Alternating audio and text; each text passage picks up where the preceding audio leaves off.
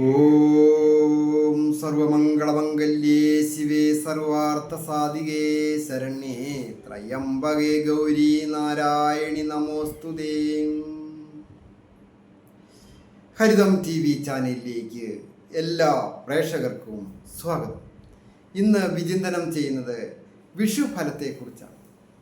ഈ വർഷത്തെ വിഷു ആഘോഷിക്കുന്നത് 2026 ഏപ്രിൽ മാസം 15-ാം തീയതിയാണ്. എങ്കിലും വിഷു അത് ആദിത്യൻ മേടം രാശിയിലേക്ക് സംക്രമിക്കുന്നത് 2026 ഏപ്രിൽ മാസം 14-ാം തീയതി. അതായത് മീനം രാശിയിൽ ശനി നിൽക്കെ മിഥുനത്തിൽ വ്യാഴവും, കൊല്ലവർഷം 1201 ആണ്ട് മേടമാസം 1-ന് അതായത് 14-ാം തീയതി ചൊവ്വാഴ്ച ചതയം നക്ഷത്രവും ശുഭ്രാനാമ നിത്യയോഗവും ഭൂമിഭൂതോദയം കൊണ്ട് സുരഭികരണവുമായിട്ട് ആണ് മേടം രാശിയിലേക്ക് രവി സംക്രമിക്കുക. അതായത് മീനം രാശിയിൽ സ്ഥിതി ചെയ്യുന്ന ആ ആദിത്യൻ എന്ന് പറയുന്ന ഗ്രഹം മേടം രാശി അത് ഉച്ചരാശിയാണ്. ഓരോ ഗ്രഹത്തിനും ഉച്ചം, സ്വക്ഷേത്രം, മൂലക്ഷേത്രം, ശത്രുക്ഷേത്രം, മിത്രക്ഷേത്രം, ബന്ധുക്ഷേത്രം എന്നൊക്കെയുണ്ട്.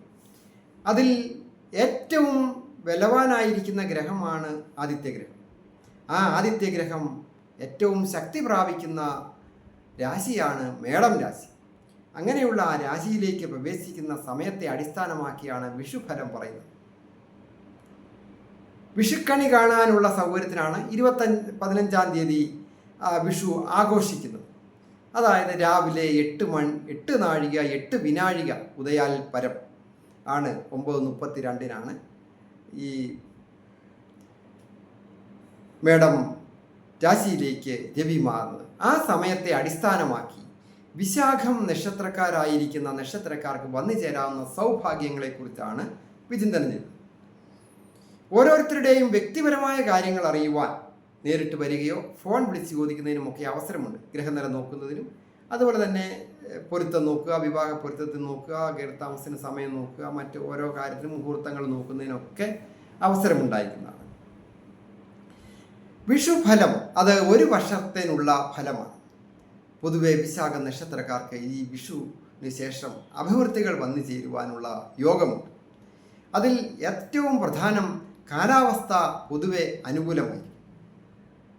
ആവശ്യത്തിന് മഴ ലഭിക്കുകയും വെയിലും ഒക്കെ പ്രകൃതി കനിഞ്ഞ് അനുഗ്രഹിക്കുന്ന ഒരു വർഷമായിട്ടാണ് കണക്കാക്കുന്നത്. വൃക്ഷ ലതാദികൾക്കും പക്ഷിമൃഗാദികൾക്കും ഒക്കെ അഭിവൃദ്ധിയുള്ള കാലമാണ്. അതായത് പല രീതിയിലും കൃഷി ചെയ്യുന്ന ആൾക്കാർക്കുണ്ട്. അത് വൃക്ഷലതാദികൾക്കൊക്കെ അഭിവൃദ്ധി ഉണ്ടാകുമ്പോൾ കൃഷിക്കാർക്ക് അതിൻ്റേതായ അഭിവൃദ്ധികളുണ്ടാകും. അതായത്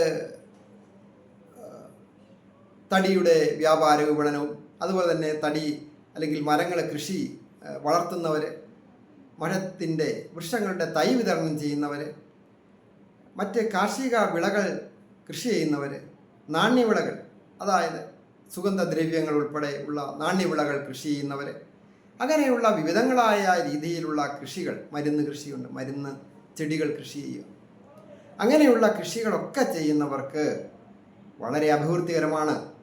അത് കാലി വളർത്തലായാലും കോഴി വളർത്തലായാലും മത്സ്യകൃഷിയായാലും മറ്റ് അതിൻ്റെ ആവാന്തര വിഭാഗങ്ങൾ, അലങ്കാര കോഴികളുണ്ട്, അലങ്കാര മത്സ്യങ്ങളുണ്ട്, അലങ്കാരത്തിന് വേണ്ടി ഉപയോഗിക്കുന്ന മൃഗങ്ങൾ, പല രീതിയിലൊക്കെയുള്ള മൃഗസംരക്ഷണവും ഒക്കെ അഭിവൃദ്ധി പ്രാപിക്കുന്ന ഒരു വർഷമാണ്. വിശാഖ നക്ഷത്രക്കാർക്ക് ഏറ്റവും പ്രധാനം ആരോഗ്യം പൊതുവെ തൃപ്തികരമായി, ശ്രേയസ്സും യശസ്സും ഒക്കെ വന്നു ചേർന്ന് കീർത്തി വന്നു ചേരുവാൻ യോഗമുണ്ട്. കലാകാരന്മാരായിരിക്കുന്നവർക്ക് വളരെ അഭിവൃദ്ധികരമായിരിക്കുന്ന ഒരു വിഷുഫലമാണ് ഈ പ്രാവശ്യം കാണുന്നത്. അത് ഓരോ വ്യക്തികളും അഭിവൃദ്ധി പ്രാപിക്കും. അത് ഏത് തൊഴിലുകൾ ചെയ്യുന്നവരായാലും അത് അഭിവൃദ്ധികൾ സൂചകമാണ്. പ്രത്യേകിച്ച് IT മേഖല ജോലി ചെയ്യുന്നവരായാലും മെഡിക്കൽ രംഗങ്ങളിൽ ജോലി ചെയ്യുന്നവർക്കും ഒക്കെ അത് അഭിവൃദ്ധികരമായിരിക്കുന്ന ഒരു കാലമാണ്. നല്ല ദൈവാധീനമുണ്ട്.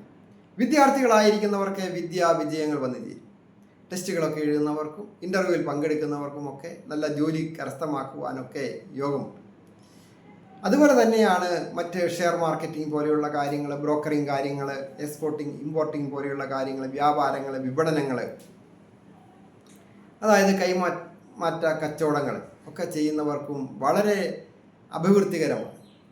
കലാരംഗവുമായി ബന്ധപ്പെട്ട് പഠിപ്പിക്കുന്നവർക്ക് ഒക്കെ അനുകൂലം.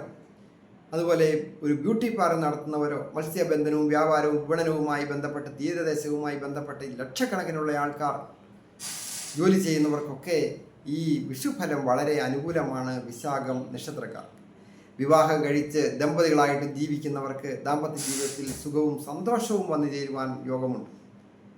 ഉല്ലാസയാത്ര പോകുന്നതിനോ പുണ്യസ്ഥലങ്ങൾ സന്ദർശിക്കുന്നതിനും മംഗളകാര്യങ്ങളിൽ പങ്കെടുക്കുവാനും ഒക്കെ അവസരങ്ങൾ വന്നു ചേരും.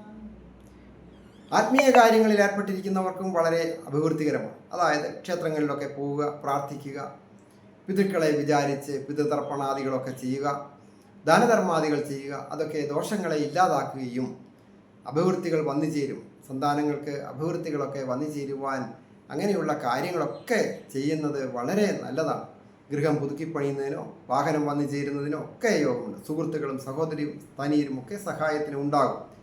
പൊതുവെ എന്തുകൊണ്ട് നോക്കിയാലും ഈ വിശാഖ നക്ഷത്രക്കാർക്ക് വിഷുവിന് ശേഷം വളരെ അഭിവൃദ്ധികരമാണ്. വളരെ ഒരു വലിയ ജനാവലി വിശാഖ നക്ഷത്രക്കാർ ദുരിതത്തിലും ദുഃഖത്തിലും ഒക്കെ കിടക്കുന്നുണ്ട്.